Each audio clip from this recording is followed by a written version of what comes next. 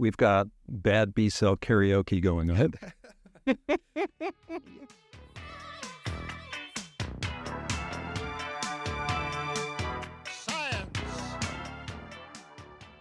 Hello, everyone, and welcome back to People, Parasites, and Plagues, a podcast aimed at delivering information about the fascinating pathogens among us from the scientists who study them. I am David Peterson. And I am Kim Klanowski, your host for today's episode. TCA cycle, glycolysis, and fatty acid oxidation. It's back to basic cell biology with today's guest, who will tell us how malaria infection disrupts cellular pathways to outsmart the immune system. Our guest today is Dr. Noah Butler, professor in the Department of Microbiology and Immunology at the University of Iowa. He is the co-director of the Center for Immunology and Immune-Based Diseases and director of the Oral Mucosal Immunology Consortium. Noah, welcome to the podcast. Thank you, David. It's great to be here. And thank you, Kim. It's good to see you again. Yeah, it's great to see you. So, Noah, one of the first things that we ask our guests is just to tell us a little bit about their pathway into science, because sometimes we hear some very interesting things. Yeah, I took a non-traditional path. So I was a mediocre undergraduate student who felt he had very little in the way of prospects towards the next step, which was a question in and of itself. But I gravitated towards science, and I actually managed to land a job as a research technician in an ophthalmic genetics lab, and not just any ophthalmic genetics lab. I worked for the Henry Ford of ophthalmic genetics. So we were doing genetic testing on an enormous scale, and I was a part of the machine that basically drove those tests forward. And I did that for a long time. I did it for 7 years, and it was so much fun. I was in a college town earning a salary, and so it was completely comfortable. But ultimately, and thankfully, my boss saw something in me that, stood out as maybe being capable of doing something more and something beyond what I was doing and just serving in a technical capacity. So both he and other mentors I'd found on campus at the University of Iowa encouraged me to consider graduate studies. And so that got me to apply to the PhD training program in immunology at Iowa. So how did you go from the ophthalmology to immunology? I think it's always been interesting to me given the complexity, and I think you understand this as well, Kim. There's just so many tremendous remaining unknowns regarding how our immune system interfaces with pathogens and how our immune system can go crazy and, haywire, can cause autoimmune disease. And I think there's tremendous potential to tap into new understanding to actually make a big difference in terms of infectious disease and autoimmunity. It was always sort of alluring, and I have no regrets. So besides Caitlin Clark, can you tell us why the University of Iowa is a great place to be? Yeah, well, from my perspective as an infectious disease immunologist, it ranks up there in terms of the concentration of individuals who are engaged in immunology disease research. There's expertise in all facets of immunology, from innate immunology to adaptive immunology, autoimmune disease, and now an expanding focus and interest in understanding how our gut microbiome sort of tunes all of immunology. So there's really some amazing things going on our campus, and I'm thrilled to be a part of that. It's a comfortable place to live, It's a Big Ten university, but a manageable size community, lots to do. Great recreation. You might not think of Iowa as the most geologically interesting place. It's not as flat as people think, and we're close to the Mississippi River Valley, so it's quite beautiful there. So you study the immune response to malaria, which is a pretty tricky organism for the immune system. What is the best immune response for a host to this pathogen? What is this trick question? I'm allowed to ask that one, I think. The best. Well, this is in part why I became interested in Plasmodium, the parasite that causes malaria. The immunobiology of Plasmodium infection is the complexity. So I would have to ask you to clarify, do you mean the liver stage or do you mean the blood stage? Do you mean the mosquito stage? What stage? Yeah, well, that's parasite's life cycle are you talking about?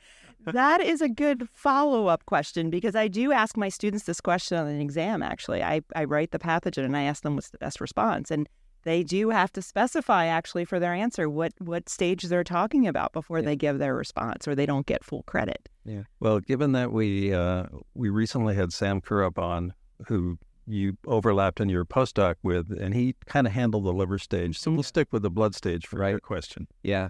Okay, yeah. So my laboratory and its focus is primarily centered on understanding how a subset of immune cells called helper T cells provide the necessary support for the B cells in our immune system. And B cells are basically our antibody factories. And when it comes to the blood stage of Plasmodium infection, the parasite is replicating in red blood cells, which are themselves not direct targets of T cells. So really it fundamentally comes down to a high-quality, efficacious secreted antibody response for controlling that stage of infection. And so that's why the bulk of my research program is centered on trying to understand how helper T cells support secreted antibody responses and the biology of B cells.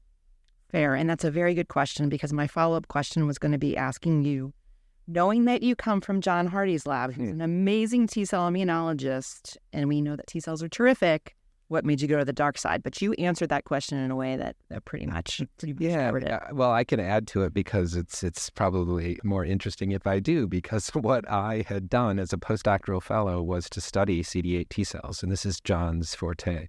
And John had defined much of what we know about how CD8 T cells become activated and acquire function and protect against intracellular infection. And when I joined his lab as a postdoctoral fellow, he had just returned from sabbatical from Oxford in the UK, and he had translated back to the University of Iowa the experimental rodent models of Plasmodium. And my initial focus as a postdoc was to study CD8 T cell responses to liver stage parasites. And then for reasons that are both practical and in order to, I guess, rooted in survival, I totally switched away from CD8 T cell biology and did those secret experiments that were centered on blood stage infection and CD4 T cells, helper cells, and B cells. Really, it was just a practical decision because the experiments we were conducting on CD8 T cell biology were complex, and they took a great deal of time, and I was transitioning towards independence, I had hoped, and I needed to know that I could be efficient in advancing scientific questions as an independent investigator. And I saw constraints that were presented if I stayed focused on CD8 T cells. Plus, I'd have to, compete against John Hardy. So. Right. Not John. Yeah. So those secret experiments actually resulted in some really interesting findings that got me a career development award from the NIH and really helped me secure my first independent position in 2012 at the University of Oklahoma Health Sciences Center. So today you gave a great talk on immune response to malaria, specifically B cells. But before we ask anything more about that, what is a typical proper B cell response to a pathogen? Yeah, so in the best case scenario, B cells that are circulating in our blood and residing in lymphoid tissues like our spleen and lymph nodes, they will inquire antigen, and they'll use their very, very specific antigen receptors on the surface of the cell to recognize that pathogen or that bit of pathogen, and they'll become activated and they'll respond by undergoing proliferation. So that's where we get the clonal expansion, where one, let's say it's a flu-specific B cell becomes two flu-specific B cells and so on and so forth until one cell can turn into as many as 10,000, at least in the case of some lymphocytes. So that's where you get this big amplification. And the ideal scenario is that those B cells clonally divide and they start to communicate with those helper T cells. And there's a meaningful conversation that occurs over the course of the first couple of weeks after an infection or a vaccination, where the CD4 T cell provides signals to the B cell that promote its survival, and the B cell actually communicates the other direction and supports the survival of the T cell. And together, these pairs engage in these long conversations that basically increase the magnitude or the size of the B cell response and the subsequent antibody response. But they definitely, those interactions and those pathways of communication change the quality of that antibody response such that the antibodies that result against that pathogen, like flu, are very, very high affinity, meaning they have a greater capacity to neutralize the pathogen or to target that pathogen from clearance. So that's sort of the idealized scenario where you get this response that I've just described is called the germinal center response. So how is that response perturbed after malaria? Yeah, our studies have identified that this perturbation seems to be almost a signature of Plasmodium infection. And it's reflected in a movement of B cells and their differentiation away from that communication with CD4 helper cells. And they sort of go off on their own and try to do their own thing. And that ends up being suboptimal on many levels. And what we've identified is that this sort of shift in differentiation away from the germinal center reaction and towards this solo performance ends up being really, really suboptimal. And what we've also noticed is that this shift is not just a shift, but it's a really massive skewing so that these solo B cells accumulate in extraordinarily high numbers. And many of them in their solo songs are making no progress towards controlling the parasite. They're just belting it out with zero consequence for protecting the host against the pathogen. And so that's really what we've been trying to understand is what drives this sort of movement and to dance alone. And what are the consequences of that, for durable, high quality adaptive immunity and how this changes germinal center biology. So as a non-immunologist, if I understand it correctly, you're saying we've got bad B-cell karaoke going on. Yeah, that's one. Yeah, I think that's reasonable. Or silent disco. They're just dancing to themselves with their headphones on. Yeah. But what we've traced the consequences to mean is that we have so many of these B cells participating in ways that don't have a meaningful effect in host protection, that they're really sort of sucking all the oxygen out of the room as they're singing, right? And so they leave less oxygen for the high quality, truly protective helper T cells and high quality B cells. So they're basically starving the system of resources and energy that's necessary to power a really, really good protective immune response. And so we've been studying this. And when I say oxygen, I'm really referring to the sort of metabolites and nutrients that immune cells need to utilize as they divide and as they start to secrete proteins into their environment, communicate with other cells and signal and amplify immune responses. They do this through replicating their DNA and doubling every, 6 to 8 hours and pumping out huge numbers of antibodies. And this all of this material, but this, creation of this material and division of cells, this biogenesis requires energy. And so that's what we've been studying is the flow of energy and how that energy flow gets tremendously perturbed during malaria. So I had another question, and I'm going to see if I can relate it, and I'm not quite sure where to start here. So we'll see how this goes. But one difference between the rodent malaria models and human is I think there's a lot more both antigenic diversity in human malaria, specifically Plasmodium falciparum, on top of which there's antigenic variation, which seems to me to mean that you can have a primary initial first malaria infection, but to some extent, all the subsequent ones, and if you're in an endemic area, that could be weekly, they will be very different or not so much. And how does that affect this balance between the good B cells and the bad singers? Yeah, I think it's a compounding negative effect, right? So what I've just described of this immune dysregulation where you've got this bad, ineffective B cell response is just another layer in the pathogen's repertoire of being able to subvert recognition and elimination. And what you described is antigenic variation, where the next exposure you get is a parasite that looks, at least to the immune system, nothing like the first parasite you were exposed to. It's basically like you've never seen the parasite before. So that's a force multiplier in terms of the complexity of this organism and the difficulties and challenges when it comes to, dealing with it from the standpoint of a protective immune response. I remember when this kind of extra follicular response was originally described, and I may get this wrong, so you may have to correct me. is that this kind of low affinity response, so not so specialized towards the pathogen, I think when it was originally proposed was thought to actually be a helpful kind of side effect. That if you don't kind of focus in your immune response on one thing, you allow the B cell to have some flexibility. And the idea is maybe some of these B cells, and maybe I'm thinking about the early memory B cells and not necessarily the plasmablasts, that they could kind of keep, the flexibility to be able to respond and hone it better. And I remember specifically it being kind of proposed that this may be a beneficial thing for things like malaria, but clearly not the case. Well, I think that the response that I've described, which is a little bit off target and maybe not the greatest, happens every time we're infected with anything or we're immunized. But what's distinct about malaria is the size of this reaction, the magnitude of this reaction. And so I think that what you've described, where there may be an advantage, is absolutely true.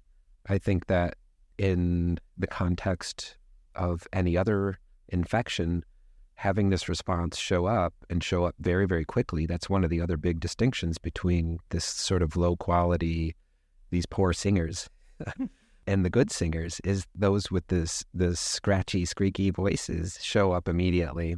Whereas the really high quality protective B cells, it takes weeks, sometimes months for them to show up. And so people had assumed that, this isn't the greatest quality song I'm hearing, but at least it's helping to keep me alive long enough until the really good stuff kicks in. Right. Give something for you to listen to, I guess. Yeah. But I think you're also right that these responses do evolve, and whether there's a window for evolution within this bad B cell response is a question I don't know the answer to, but is probably definitely worth exploring further. So do you see these B cells, these bad singers, I guess I should refer to them as, in humans? I know, right? We're not going to be, and then I feel like we have to define who we think is a bad singer, which I'm not sure that that's where we want to go. But do you see these same responses in humans? This is an important question. So yes, I would just clarify that I am an experimental immunologist. So we use semi-reductionist approaches to ask our questions about how the immune system functions using model systems. And so one important question is, is what we're learning in our model systems relevant to actual human disease and Plasmodium falciparum? And this is very challenging to know and understand. And our best approximation is to utilize controlled human malaria infection trials that are ongoing. And there's currently trials ongoing in Australia where they will take malaria naive. Well, I won't say that take them. Well, let me rephrase that. Malaria naive individuals volunteer to become infected with a virulent falciparum parasite. And because they're malaria naive, this is an opportunity, this is a window to see for the first time how this organism interfaces with the immune response. And when we asked questions about the bad B cells in human malaria, we saw parallels. So we don't know what's happening deep in the immune tissues of those individuals because we can only monitor what's happening in their blood. But we see that when we monitor what's happening in the blood of our experimental systems, those subjects, we see parallels. And so we think that the same thing might be happening. And again, this sort of is the first window into understanding what does the immune system do when the first time it has to deal with Plasmodium. And it's really extraordinary that they're able to do these studies. Yeah, these are interesting studies, and we really haven't talked about them in a lot of depth on the show, but are they very specific to malaria, or are they doing these, controlled human studies for other infections? This is a good question. I think that it's what's required is an out, right? And so the parasite that they're using in these controlled human malaria challenge experiments with humans has a very, very well-defined drug sensitivity profile. So these individuals can be cured immediately if they develop, severe signs of disease. The extent to which that's possible for many of the other, really important pathogens that plague human public health, it would be pathogen specific. And, I think that parasites that cause enormous, global public health burden like leishmania or trypanosomes, that would not be the case. I don't think the drugs are good enough or specific enough or act fast enough But for Plasmodium, at least the laboratory isolates that are used in these studies, there's a very good drug. But I just want to clarify that's not true for circulating strains in the field, where we're losing our repertoire of efficacious drugs because drug resistance is evolving and expanding. So, yeah, that's a very good point, and I'm glad you brought that up. So thinking about drug interventions, could you foresee a potential immunological intervention that could stop these? I guess we're keeping with the bad karaoke singing B cells from taking over the from dominating the choir, right? So, all right, that's it. I'm done. Okay. Yeah, I mean, that's our goal, is to really understand why they show up in such huge numbers, and whether they have been programmed distinctly so that there are opportunities to turn them off, like finding molecular switches to turn off this response.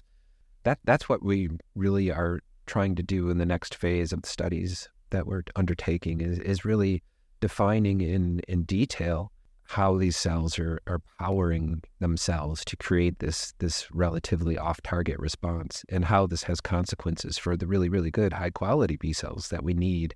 I think ultimately we may be able to find opportunities. I'm hopeful we'll find opportunities where we can manipulate the system and, again, find molecular switches that we can throw and tip the balance back in favor of the host, so that the host can mount a more effective, more protective immune response that actually translates into durable immune memory. So the next time they're exposed, antigenic variation aside, that they'll have a fighting chance of warding off the infection. So, Noe, you mentioned that there's a lot of microbiome research on campus. Are you incorporating any of that into your studies? I do not personally now, although I just have to say this, one of the most magical things about the job I do is having these graduate students and trainees come through my lab. And I've been fortunate to have the ability and the resources to invest in some of their ideas. So I don't have any specific ideas for a microbiome-linked set of experimental questions, but if a trainee came in and had a reasonably fleshed out idea, I would be happy to support that, because many of the avenues of exploration that we're currently engaged in were born of, the ideas of my trainees and, their interests and their drive. And so not yet, but you never know, because I'm always I always have a number of trainees rotating through my laboratory at various stages in their PhD training or their postdoctoral training. So Noah, from our conversation here, it seems pretty clear that you are a very supportive mentor. And we haven't actually talked to many of our guests about what that role means to them, but it is something that's very important. So can you speak about your philosophy of mentoring? Yeah, so I do enjoy mentoring. I think it's, to be honest, I think it's my primary role and function at the institution. So I am charged with training undergrads and graduate students and postdoctoral fellows. I also mentor other junior faculty. So at all levels, I'm engaged in mentoring. And I think without a doubt, it's the most rewarding and wonderful part of this job, working in academics at a medical school, at a big university. Whether there's a specific philosophy, I don't know. You put me on the spot here, but I guess I have an approach, which is somebody who knows very little will come into the lab, and I have very, very high expectations that ultimately there will be a change in our relationship from me teaching them to them teaching me. Yeah, and so that's sort of the expectation, and that's the dream, and it's translated. It's happened. It's turned into reality multiple times. I've had some really, really amazing graduate students, and I have some really amazing graduate students right now. So kind of guiding them in a transition from student to colleague. Yeah, exactly. Yeah, that's well said. What I hope is that they'll come in and I will provide them with jumping off points, intellectual areas of investigation and exploration. But at some point, they will be positioned to pursue their science. And then I think in those instances, they become the best positioned for success at the next step, whatever that is. It's not my goal to turn out clones of me, not by any means. Everyone has a very different interest and goal, and that might be working in industry, that might be, teaching at a small college, it might be working in policy, but they've come to pursue their PhDs for a very specific reason. And I want them to come out the other end as a critical thinker and someone who can communicate their science effectively and somebody who can function independently. So I make sure they know the expectations are quite high. So how do you think mentoring has changed over the years, and do you see any challenges as we continue to train the modern PhD? That is a very, very good question. I've seen an evolution of focus and approach and just, within my own trainees over the past 10 years. I mean, I think that there has been a reimagining, a realignment of priorities, I guess I will say, after the lockdown, right? So people have decided to focus on other things for very, very different reasons. And I think that's sort of, found its way into the individuals who are now junior scientists in my lab or at our institution. I'm not saying it's better. I'm not saying it's worse. It's just different. I think these people, many of them have much clearer goals about what they want to do.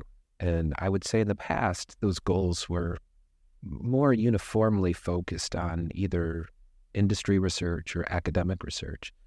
But I think there's a new reimagining of what's possible, earning a doctorate and what you can do with that. And I think there's a real appreciation for that now. So it's exciting to see what people, are doing and what they plan to pursue in their professional life after they receive their doctorate.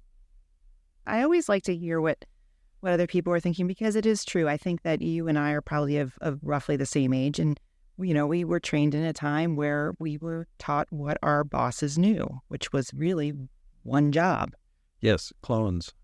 Yeah. Academia. When I was a graduate student many moons ago, academia was it, really. You'd hear mention of industry, but it was kind of like the second best. Literally, it was not seen as equal. And I didn't realize till our lab started collaborating with a company and they sent some of their folks down that those people in the industry were cream of the crop. Yeah. So they were. Yeah, for sure. Yeah. And it goes well beyond just even research. I mean, writing and editing, especially, managing scientific journals. I mean, I think you can be a professional editor, but if you have a background in hard science, you have a greater appreciation of how to interface between the authors and the journal, and those are the most effective editors. And I will say that one of the things we do is annually or biannually is we hold a careers retreat, and what we try to do is to bring our PhD graduates from the University of Iowa back to campus to discuss their career path. And many of them, most of them, are doing non-traditional, I guess the three of us might say highly unconventional things with their PhDs, intellectual property law, just anything and everything. So, if people are listening and they're not sure whether they want to pursue a doctorate because they think they're going to be pigeonholed into one thing or another, that is not true at all. There are a million things you can do. It's limitless. And it's exciting to hear them come back and talk about their paths. So that sounds really cool. It is cool. Well, our guest today is Dr. Noah Butler, professor in the Department of Microbiology and Immunology at the University of Iowa. Noah, thanks for being with us. My pleasure. Links to additional information about Dr. Butler's research can be found on our Instagram account at PPP_PodcastUGA. Thank you for tuning in today. Please rate the podcast, and if you have any questions or suggestions for future episodes, reach out to us via email at ppp@uga.edu. This podcast is brought to you by the Faculty of Infectious Diseases and the Grady College of Journalism at the University of Georgia. It is supported by the University of Georgia through the Office of Research, the UGA Graduate School, and the College of Veterinary Medicine. Thanks to the New Media Institute at Grady for the use of their Studio Not Found podcast facilities. And a special thanks to our production assistant, Sid Wigand, for research, editing, scheduling, and keeping us on track.